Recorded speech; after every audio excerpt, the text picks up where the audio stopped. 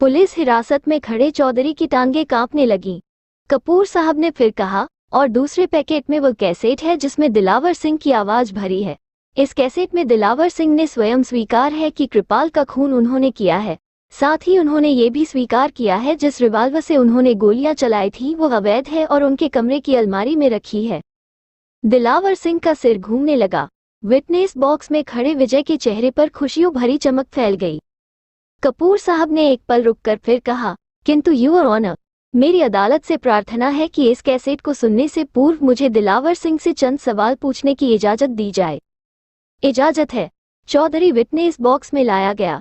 कपूर साहब ने अपनी ऐनक दुरुस्त की और चौधरी के सामने आकर उससे बोले, आपका नाम? चौधरी दिलावर सिंह।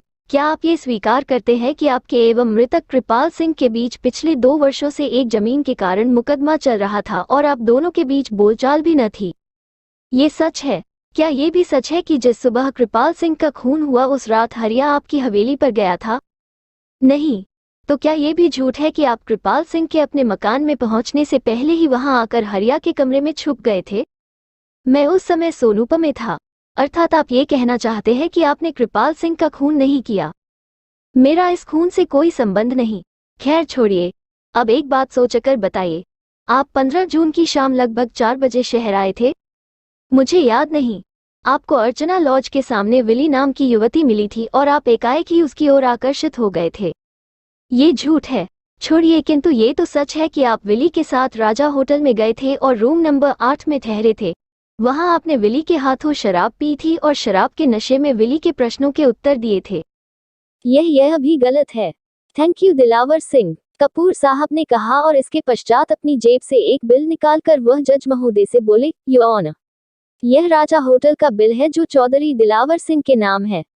इतना कहकर उन्होंने बिल जज साहब की मेज तक पहुंचा दिया और फिर कहा, योर ऑनर, चौधरी दिलावर सिंह के विरुद्ध एक सबूत जो कि छुरे के रूप में था मैं पहले ही अदालत में पेश कर चुका हूं और अब अदालत से प्रार्थना करता हूं कि वह इस कैसेट को सुनने का कष्ट करे। थैंक यू योर ऑनर, कहकर कपूर साहब पीछे हट गए। कैसेट को रिकॉर्डर पर लगाया गया। विली, रिकॉर्डर से दिलावर सिंह की आवाज आई, तुमने दरवाजा तो ठीक से बंद कर दिया ना? चौधरी साहब, ये किसी स्त्री की आवाज थी। आप तो बहुत डरपोक हैं। नहीं, हम डरपोक नहीं है लड़की। राजपूत डरपोक नहीं होते। हमारे पुरखों ने अनेक लड़ाइयां लड़ी हैं। अच्छा, फिर तो आपने भी कोई लड़ाई अवश्य लड़ी होगी। हमने लड़ाई तो नहीं लड़ी किंतु अपने दुश्मनों को जिंदा भी नहीं छोड़ा। आपका दुश्मन था एक जमींदार कृपाल सिंह। अपने आप को पूरे गांव का बादशाह मानता था। एक हम ही थे जो उससे शुरू से ही टक्कर ले रहे थे। यूं समझो कि जमींदार यदि किसी से भय मानता था तो वो सिर्फ हम थे। मैं समझ गई।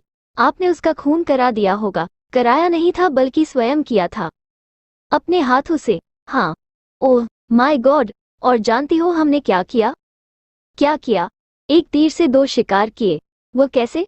हमने कृपाल सिंह का खून किया और उसके इकलौते बेटे को जेल भिजवा दिया। कैसे हो सकता है? ऐसा ही हुआ था विली रानी। खून हमने किया और इल्जाम उसके बेटे विजय पर लगा दिया, लेकिन तुमने हमारा गिलास कहाँ छुपा दिया? चौधरी साहब, गिलास आपके हाथ में है और मैं आपकी गोद में लेटी हूँ। क्या आप मेरे जिस्म की महसूस नहीं कर रहे हैं? क्यों नहीं विली, हम तो तुम्हारे इस नर्म गुदाज जिस्म की गर्माहट बहुत अच्छी तरह महसूस कर रहे हैं। सच तो ये है कि नशा इस शराब में नहीं तुम्हारे जिस्म से निकलती खुशबू में है। तुम हमसे मिलती रहना विली, यूं ही महकाती रहना हमारी रातों को, फिर देखना हम अपना सब कुछ तुम्हारे नाम लिख देंगे। कहीं आप बहक तो नहीं रहे? अरे नहीं रानी, हम कभी नहीं बहकते। तो बताइए न फिर क्या हुआ? क्या हुआ? मेरा मतलब है आपने जमींदार कृपाल सिंह का खून कैसे किया? बड़ी आसानी से। हुआ ये कि हरिया ने सोनपुर आकर हमसे जमींदार के बेटे के विषय में बताया। साथ ही यह भी बताया कि विजय अपने पिता से नाराज है। इसलिए नाराज है क्योंकि उसका बाप 70 साल की आयु में एक लड़की से शादी कर रहा है और इस बात को लेकर बाप बेटे के बीच झगड़ा अवश्य होगा। हमने विजय की प्रतीक्षा की मगर वह साला सोनपुर न आया।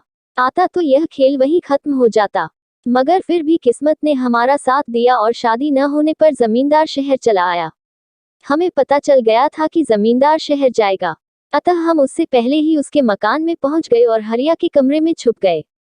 अदालत सुनती रही और टेप रिकॉर्डर से आवाज आती रही। फिर क्या हुआ? साली दीपा भी वहीं पहुंच गई। दीपा कौन? दीना की भतीजी। जमींदार उसी से शादी कर रहा था। हरिया ने बताया था कि वो विजय के साथ आई है। अच्छा फिर? जमींदार ने दीपा को अपनी दुल्हन बनाना चाहा। विजय ने मना किया और बात बढ़ गई। उस वक्त हम खिड़की के पीछे खड़े सब कुछ सुन रहे थे। बस हमने रिवाल्वर निकाली और जमींदार का खेल खत्म कर दिया। फिर आप कहाँ गए? छुपे रहे हरिया के कमरे में। फिर जब पुलिस विजय को गिरफ्तार करके ले गई तो चले गए। फिर तो आप सचमुच बहुत बहादुर हैं चौधरी साहब। अच्छा एक बात तो बताइए। पूछो रानी, पूछो। आपने जिस रिवाल्वर से खून किया वह तो लाइसेंसी होगी? बिल्कुल नहीं, वह रिवाल्वर तो हमने एक गुंडे से खरीदी थी। फिर तो आप उसे छुपाकर रखते होंगे। छुपाना किससे है? गांव में पूछता ही कौन है? वह तो हमेशा हमारे कमरे की अलमारी में पड़ी रहती है। चलिए छोड़िए, लेकिन तुम कहाँ जा रही हो?